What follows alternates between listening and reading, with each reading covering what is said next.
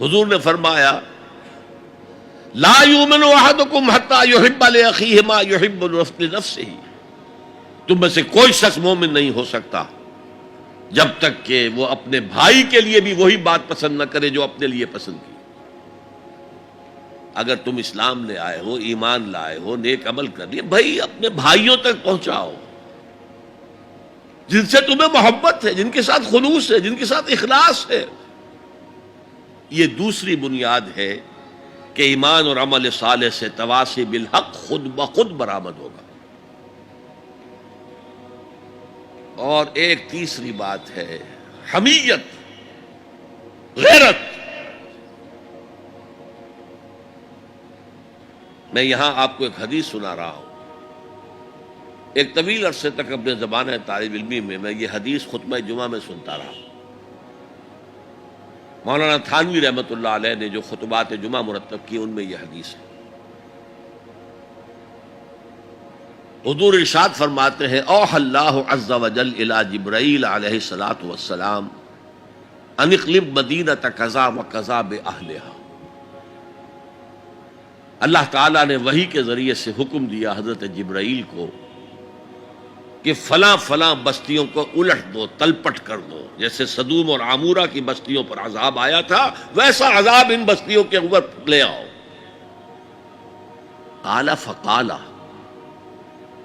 حضور فرماتے ہیں کہ اس پر حضرت جبرائیل نے عرض کیا یا رب ان فیہا عبدک فلان لم یعصک طرفۃ عین، اے اللہ میں اس بستی کو الٹ دوں، اس میں تو تیرا فلاں بندہ بھی ہے جس نے کبھی پلک جھپکنے جتنی دیر بھی کسی گناہ میں بسر نہیں کی۔